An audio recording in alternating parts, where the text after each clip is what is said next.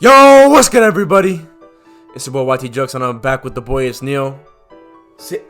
And today we have a brand new theory video. Like, bro, did you not hear that Deltarune chapter 3 and 4 are tomorrow? But welcome back, everybody. Like I said, we're back with a brand new theory video. And since Deltarune soon, we really want to get our theories out. We want to get more videos out. By the way, we stream. If you're new here, we stream Deltarune. Anyways, there is a topic that I've been wanting to cover for a minute. Now, we've teased in the last couple theory videos, and specifically in the last one. Yeah. So we mentioned an evil Sham theory, or just a Sham theory in the last theory video, which you should definitely go watch that shit. Like, if you haven't gone watch that shit, come on! Yeah, night video, Gaster video. Go watch. Yeah. We mentioned an evil Sham theory. And that kind of evolved over time while we were making the script into a theory about the depths, Which we also wanted to cover. and determination as a whole, like what it represents. I don't see a lot of people talking about that, and I feel a lot more people should be talking about it, because not only has it been strangely omitted from Deltarune, even though it was the first game's kind of theme, also it's everywhere in the game and people just refuse to see it or talk about it. But I don't care. It doesn't I'm going matter. to put my best foot forward to try to unravel what determination is and unravel what the depths might really be.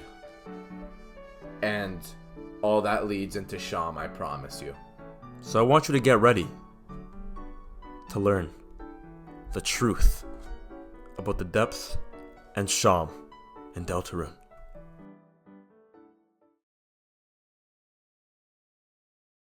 We stream, as I just said. We stream quite a bit every week. Recently, we've been doing a lot of Black Myth Wukong, which I don't know if that fits in with the Deltarune category, but if you like games and such, Yeah. we stream games and such. Yeah, we got Pokemon coming soon. We also stream like A bunch of other games. FNAF, some other good shit. You'll like it, trust me. Just check out our channel, please. Yeah. We're starving. Enough with that boring shit, though. Let's get into the theory. Alright, so the first topic that we need to discuss to make you guys understand where the rest of the theory is going is the concept of the depths. Just a brief rundown. The depths acts as a concept of the void in Deltarune. Remember how people were saying that Gaster fell into the void in early Undertale days because we barely knew any information? That's basically what the depths is. It's basically what we thought the void was going to be. And it's theorized to be a realm of pure darkness similar to what we thought the void was. Maybe where darkness originates, and perhaps even more. When you think of depths, you think of the depths of the ocean, like depths of a cave, which is funny because the actual the background for the Goner Maker, which is theorized to be in the depths, it's just overlapping pictures of waves. Yeah, I'd like to get into that because the origin of the photo is actually an altered version or an altered image of an image of like ocean waves. Yeah, and a lot of people theorize this to be connected with the lake in the hometown. Yeah, we do know from Onion Sand that something, a song is being played from the depths. We don't know what song, but a lot of people theorize on maybe Des, because Des had that ukulele, she played it by the ocean. And there's that one song in the actual soundtrack that's called Her Song. And to further bring it to water, the dark fountains are fountains. When you think fountain, you think water fountain. Like that's a fountain. Fountains are of water. So There's no other type of fountain. that furthers the connection to water. And I'm going forward a little bit to Gaster. Gaster truthers, rise up. Rise! We know that Gaster has a lot of allusions and parallels with the devil, and even the rest of Deltarune has a lot of parallels to Christianity and religion. Yeah. At the beginning of the Bible, in Genesis it was, before God created the earth and the universe, there was just darkness and a raging sea. Basically, if Gaster is represented as like the devil or a fallen angel, a lot of people have been saying recently, the depths might be kind of like a hell for that, which is ironic considering we know the roaring brings about the angels' heaven, and the fountains, if too much open, bring about the roaring. And we know this. We know the fountains are related to the depths. The background picture. Yeah. In the dark fountain, when you go to seal it, you can see the background of the depths. Yeah. So they definitely have some correlation to hell, water, darkness. And it's not a coincidence that Toby would have used the same background that he used for the Goner Maker as the same background for the fountains. Yeah, he wouldn't do something so he doesn't relevant. do it. Yeah, he doesn't use two things that are so relevant to the plot in ways that we don't know yet, but will be, as just a coincidence. Like he wouldn't do that. It always alludes to something. Yeah, and as we know, the fountains are also related to like the Armageddon, the rumbling of Deltarune being the roaring. That being when too many fountains open, the Titans take form through those fountains. Yeah. Which lead into the Titans. Alright, so the next thing we'll be talking about today is the Titans. The Titans are an important part about Deltarune as we see them in the Roaring cutscene. And in this cutscene, Rouse tells us about an event called the Roaring, where if too many Dark Worlds are open at the same time. Yeah, basically too many fountains are open at the same time. The Titans would take form from the fountain. Yeah, and they would end up basically rummaging, destroying the world and killing. Yeah. And it would turn darkness to stone. Yeah, that's a lot of things that people don't seem to remember is like the darkness turning to stone part. Which, I'd like to say, the darkness turning to stone happens in other Dark Worlds too. We saw Lancer turn to stone. Yeah, if Darkners are outside of their like main Dark World, they will turn to stone. However, I'd like to touch on that a little bit later, perhaps. But turning to stone, I will bring up later as thematic evidence to support our theory. But I will say that the stone also might relate, like turning to stone might also relate to the cliffs in the Closet Dark World or Castletown's Dark World. Because as we know, or as we can kind of see, it might be that same kind of stone in the cliffs. We also see like piles of like white mineral. A lot of people think that's chalk, and I also think that's chalk. But if that's not chalk, then maybe that is also like stone, or as we know, that the community thinks is piles of Azrael's dust. Anyways, elaborating further on the eyes and darkness and all that shit. It seems like the eyes of the Titans are like the symbol for Dark Worlds and darkness as a whole. Because as we see when Chris makes the fountain, flashes behind him of like the Titan eyes, or the Titan eye symbol, appear behind him before he stabs the ground and makes that dark fountain. So we know that's gotta have some importance with darkness as a whole, because it makes dark fountains, which are, as we know it, the source of all darkness, or what we think is the source of darkness. So we know that eyes would represent darkness as a whole. If not that, then the Titans and the fountains. So where else can we find eye symbolism in Deltarune? I am talking about none other than Sham.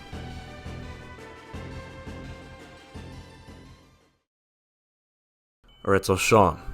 As we know, Sham was introduced in Chapter 1 as a shopkeeper in our hometown.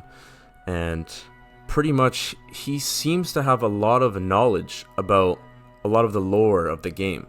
Like in Chapter 1, we learn a lot about Jevil from him.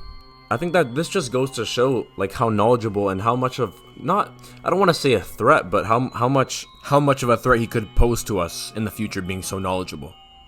But for now, we know he's very knowledgeable. We know he has ties with secret bosses.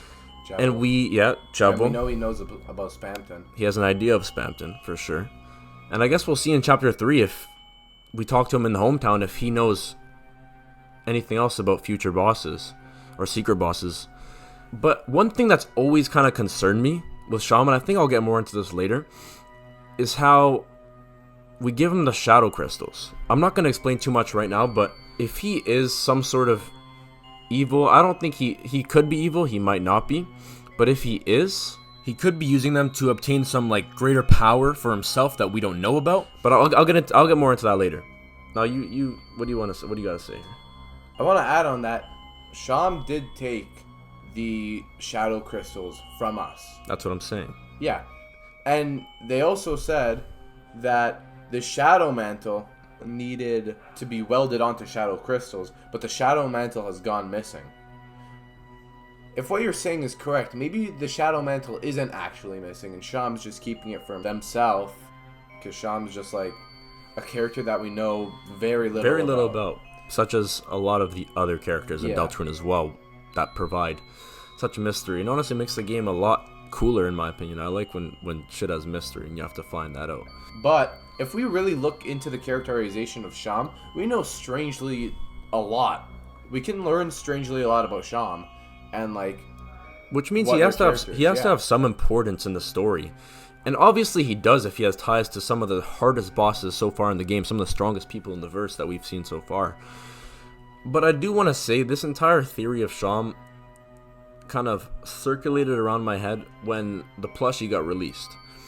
And I think Neo's going to speak on that as well. I definitely am. In Eyes, when we're talking about Eyes. But when the Sham plushie released, it shows Sham to have... We obviously know he has one eye. And we see him with a staff, which is called... It's called the Sham Ripper. This is revealed in a... I remember, yeah. Yeah, a Stitch book.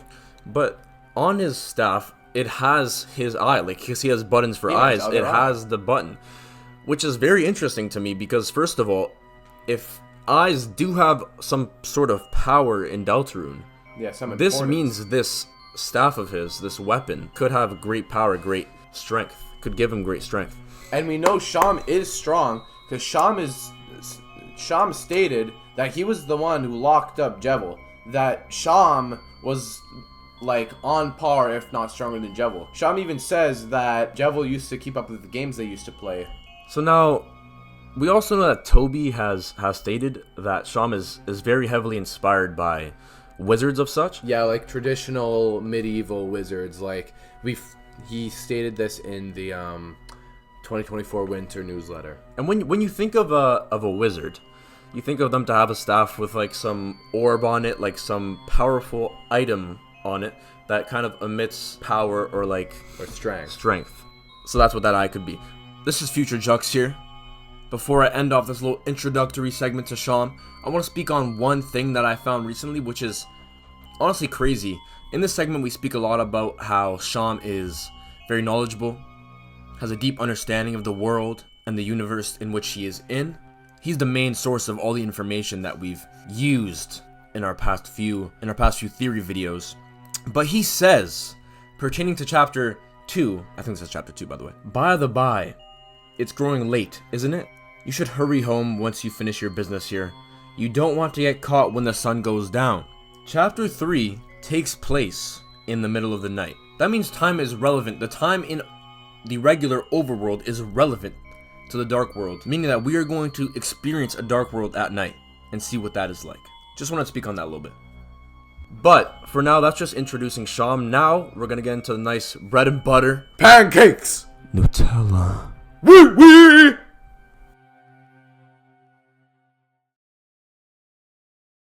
Alright, now before we get into all the other things about the depths and Titans and Eyes, and how to understand determination as a whole within Deltarune and Undertale, I want to touch Sham. Now I want to touch a little bit on Evil Sham, or at least a Sham fight that I feel like has been building up so far in Deltarune.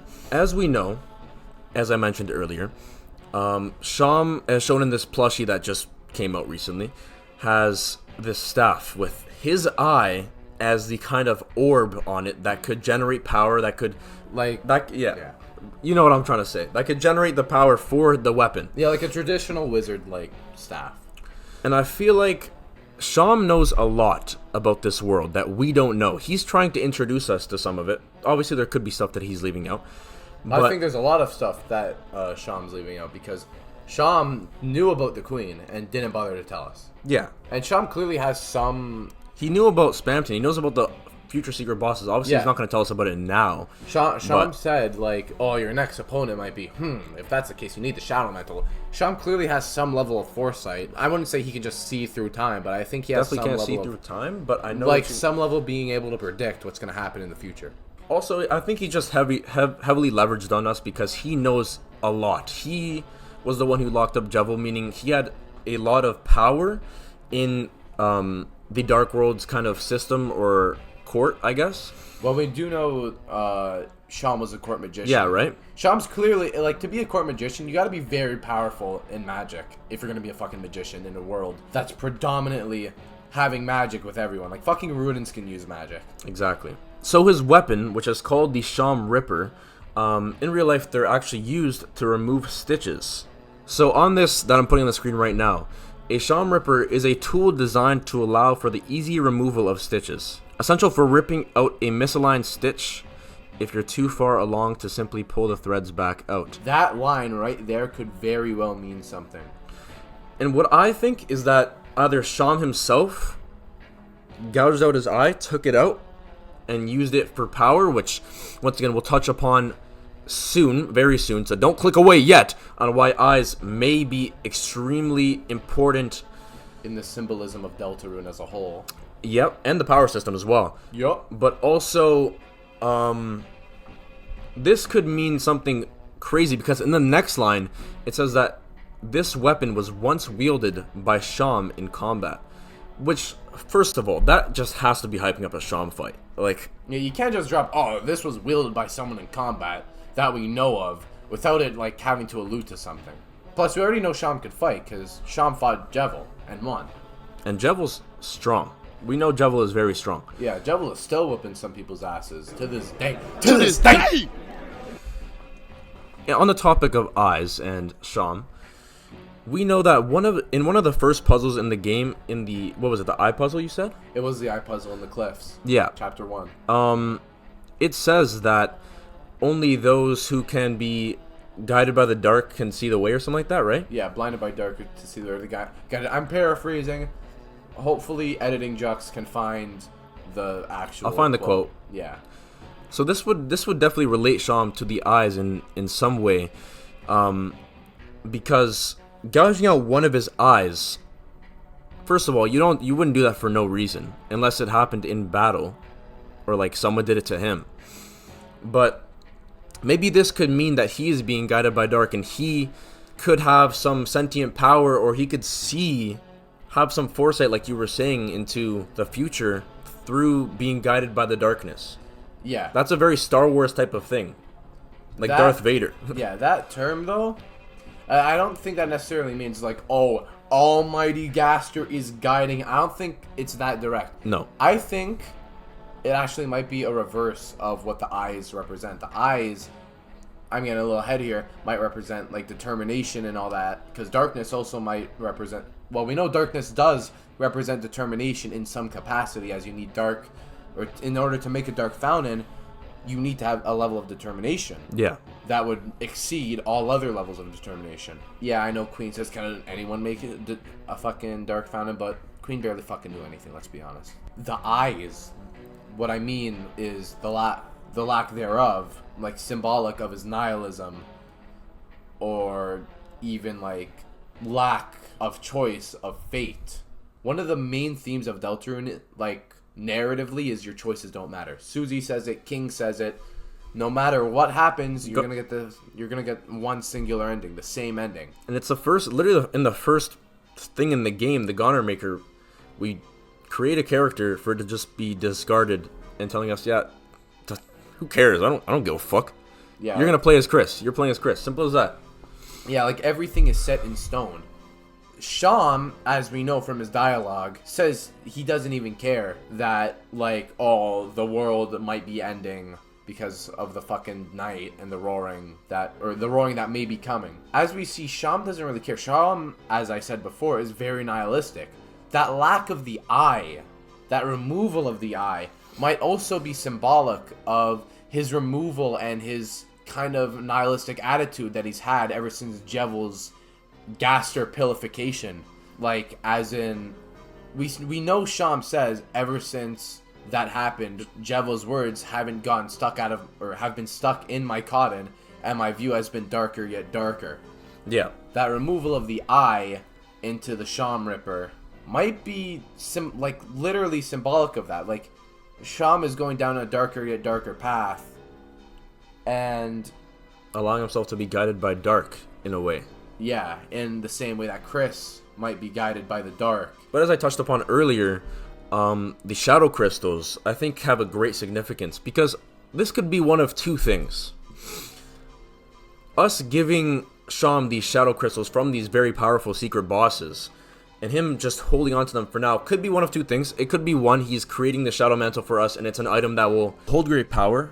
Something like a reward from Toby for beating all the secret bosses, gifting us a weapon that holds great power.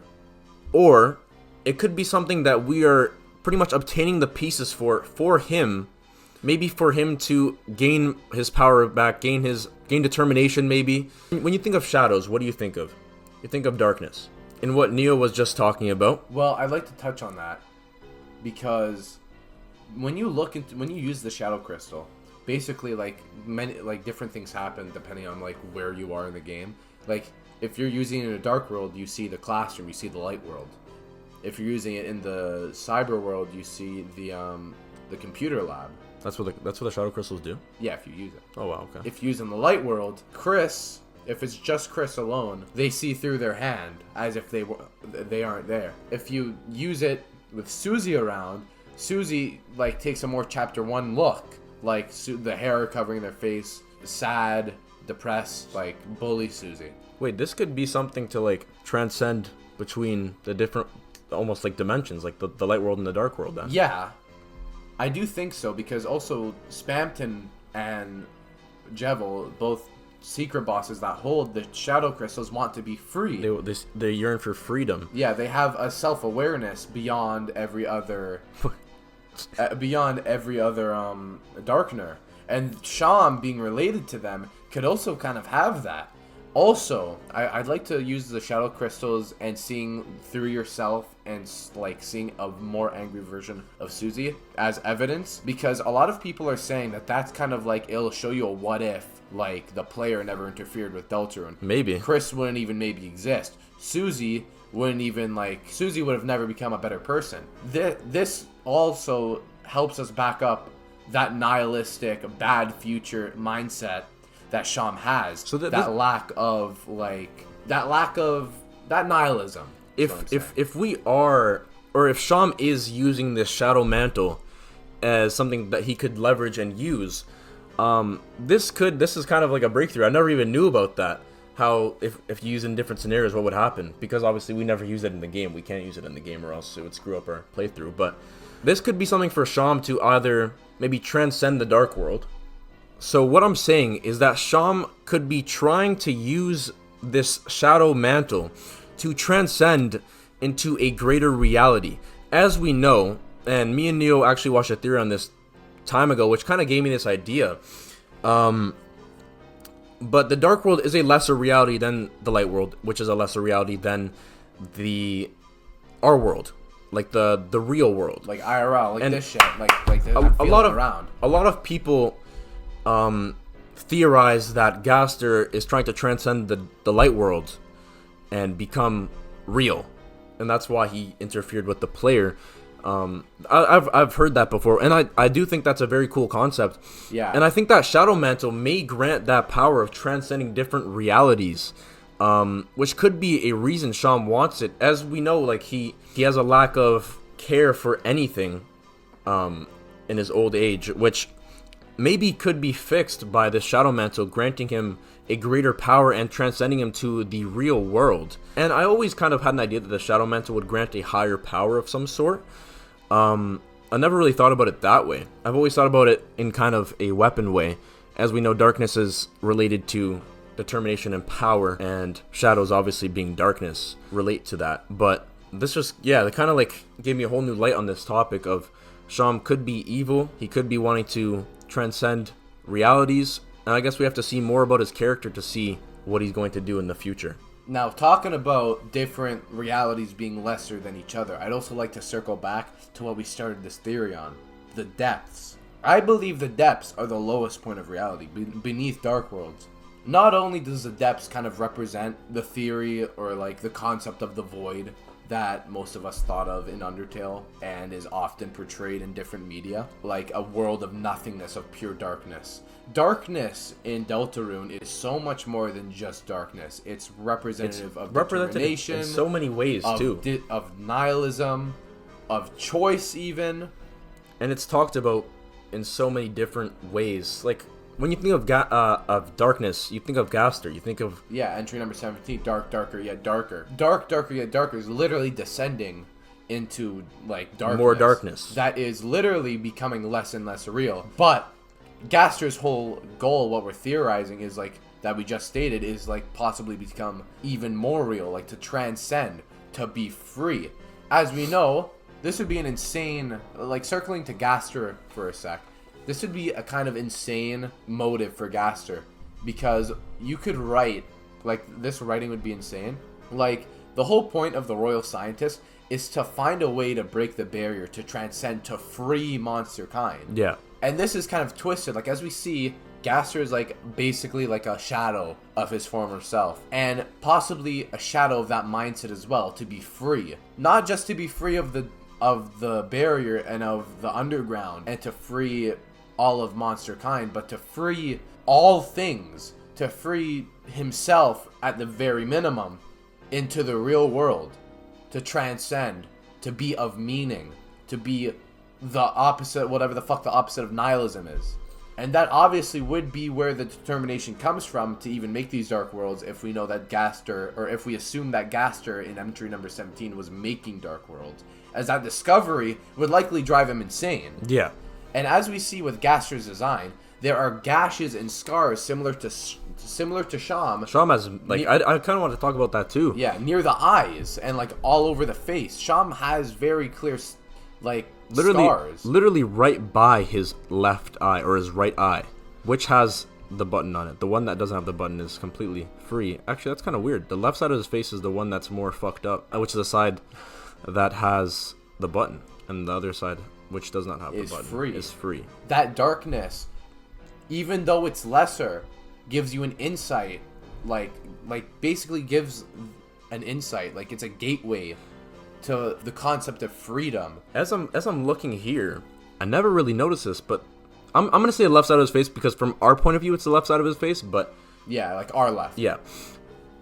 There is stitches across the left side of his mouth, which would be used to keep him quiet, to just like shush him if it was across his entire mouth. Yeah. But the one without the button is open. It's free. He is being guided by dark. He is free. He could do whatever he wants. He could speak how he wants. He is not being held back by anything. And that's a very cool concept to think of. Obviously, we can't really talk too much else upon it, but it's like a cool idea that... Yeah, and to parallel that with Gaster, Gaster's entire face is fucked up. Gash on the left eye, gash on the right eye. The mouth is almost cracked open, as you can see. It's not symmetrical at all. His mouth is kind of like fucked up, or maybe that's lipstick and he's just really bad at putting it on. But the same, like, what I'm trying to get is, Gaster, by discovering darkness and embracing it, while entering a realm of lesser, he was able to understand that there's more, that there's layers to this shit, that there are levels to this. There's levels to this!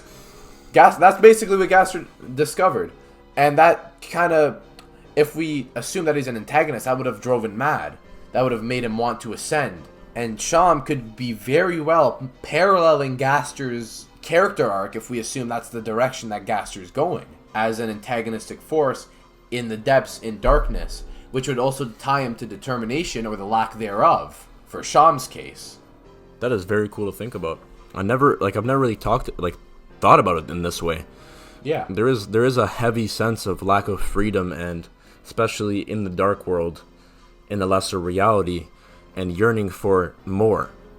But then at what point do you stop? What point are you truly free? Because we know in our world that we are not at the highest point of existence. That would be, for Christianity, let's just say, would be heaven. Yeah, this bubble inside of a bubble inside of a bubble inside of a bubble, and there's just so many fucking bubbles, and there's never actually any point of escapism, for at least what we know.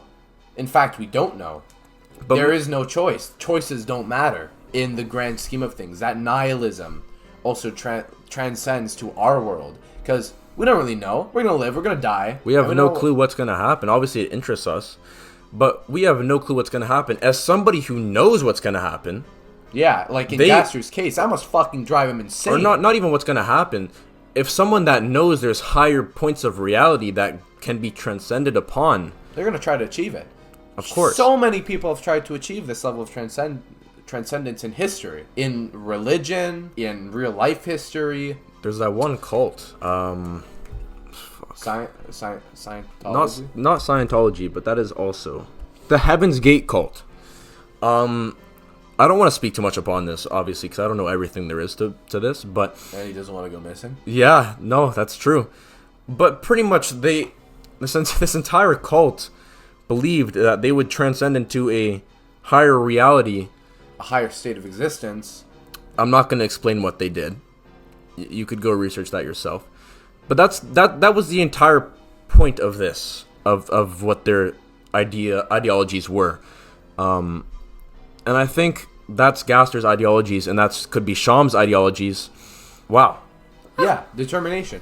And I want to circle back once more to the depths, and specifically to the fountains. As we see the fountains, if you look into them, it's the depths. It's literally right there. It's in front of our fucking face. We touched on this earlier, but it's literally the same. If the Ghana Maker is in the depths, which we believe it is, and Gaster is reaching us from the depths, which we think is the lowest point of reality, then yes, the dark fountains, which are made from determination and darkness, are literally has literally the same background as the depths. Yeah, and following through with explaining more into determination, when the Titans, when they form from the fountains. They are realized from the fountains, from that determination, that will of its creators. And when they form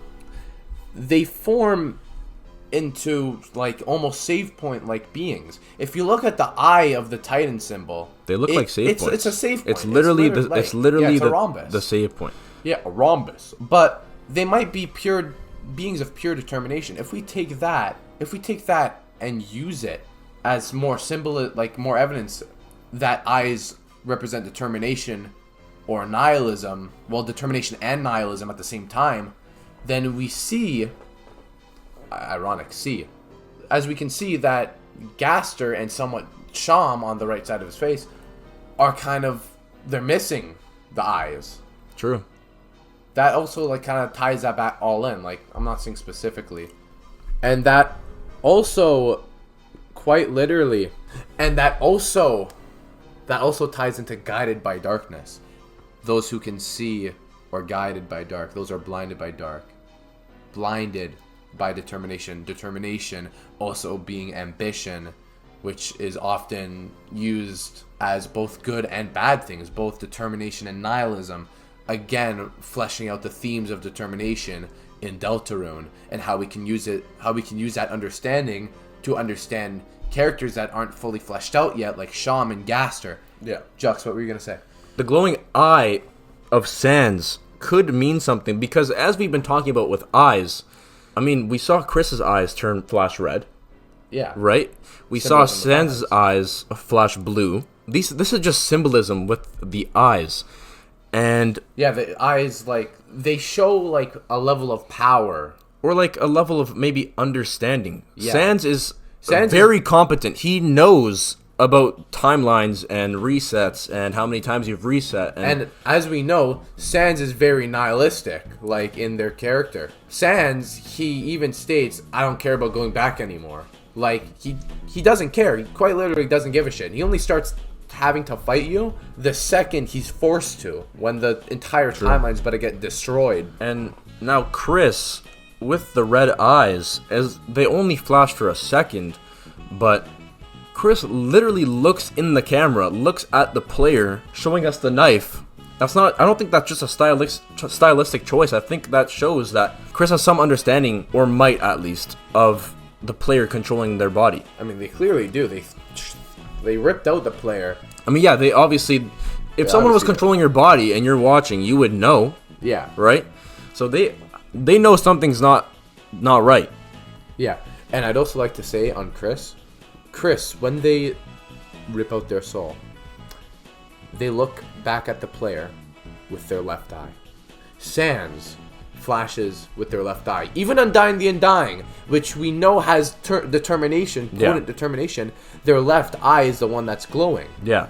There's something with eyes here. Sham, their eye, that's the one they ripped out, the left. Yeah. Gaster, if we look on the sprite, the left eye is more open than the right. The right eye is completely just gashed. That left eye, if we go back to the theory that MatPat made, like in 2016, that the left eye, or the left side of the brain, is like, kind of like, it represents the passive brain, like the logic, and the right is like the social side of the brain.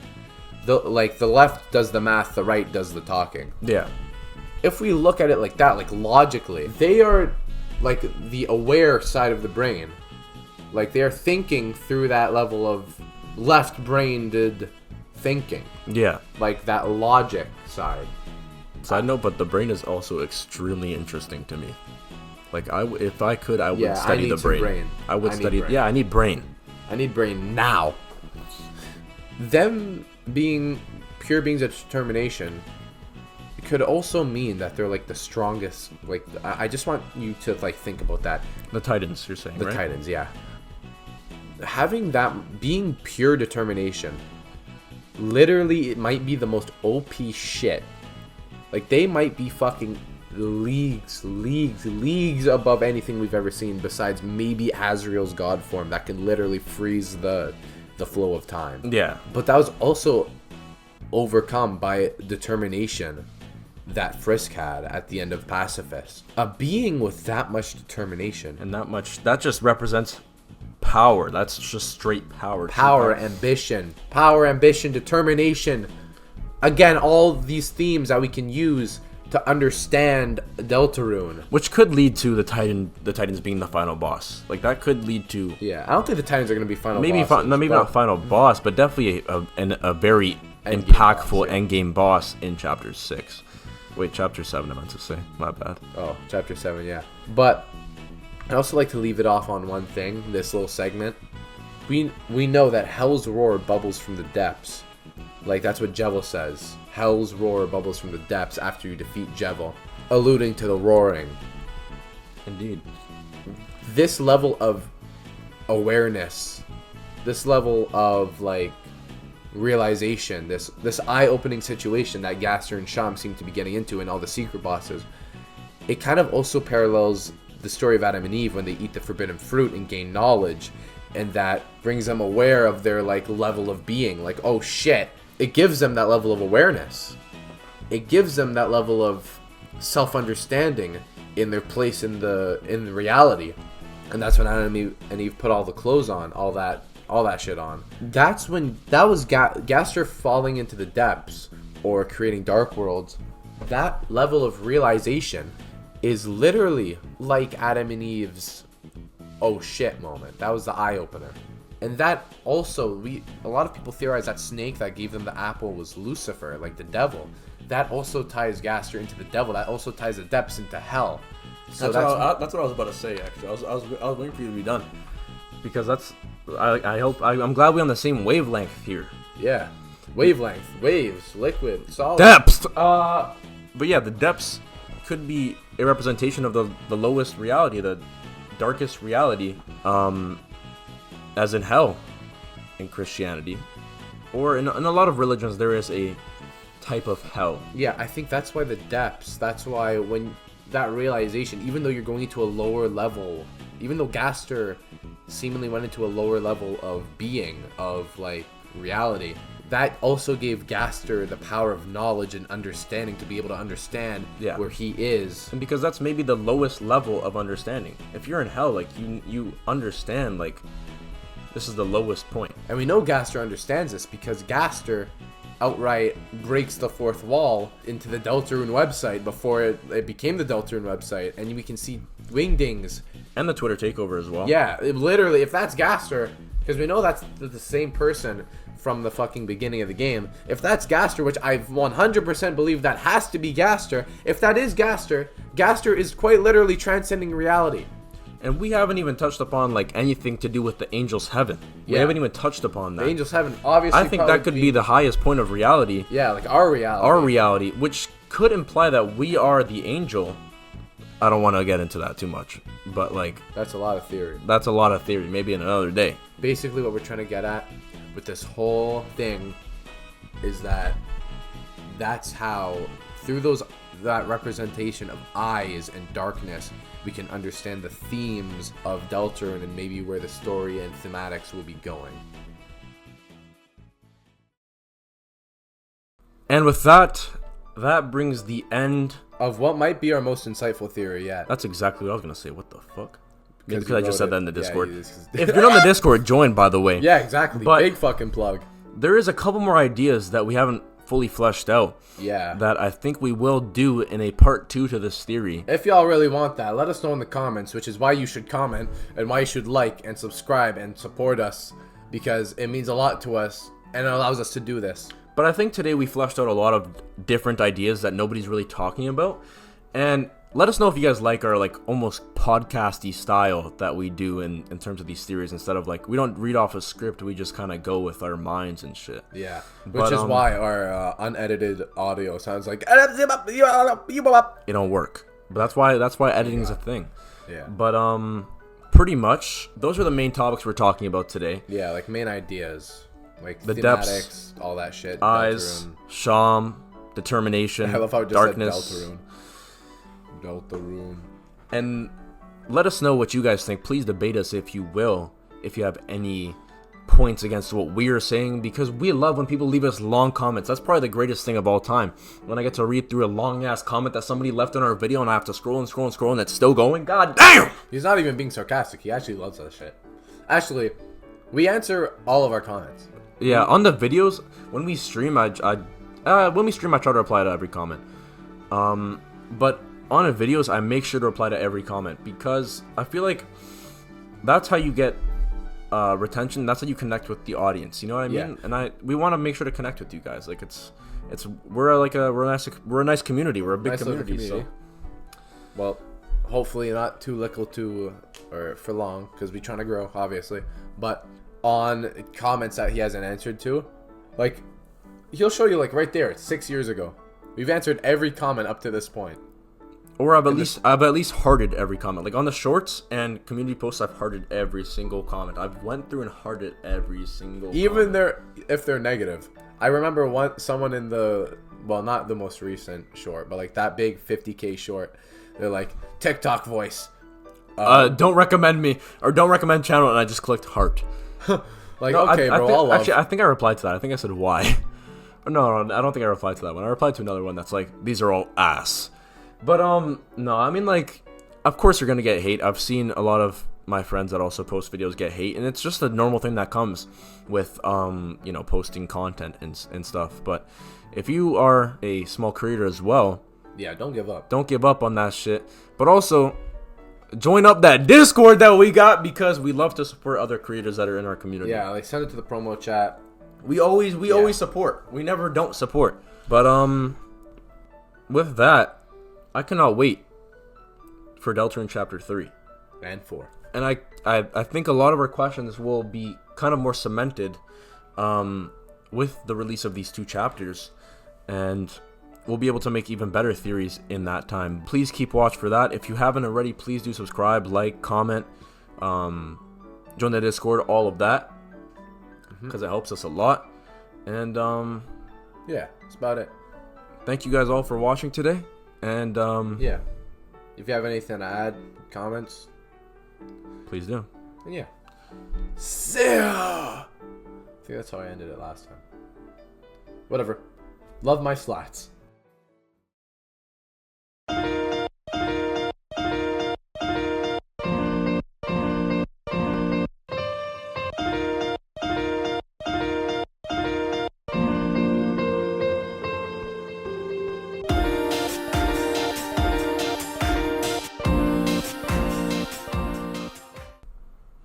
You gotta put this shit at the end, just as thinking.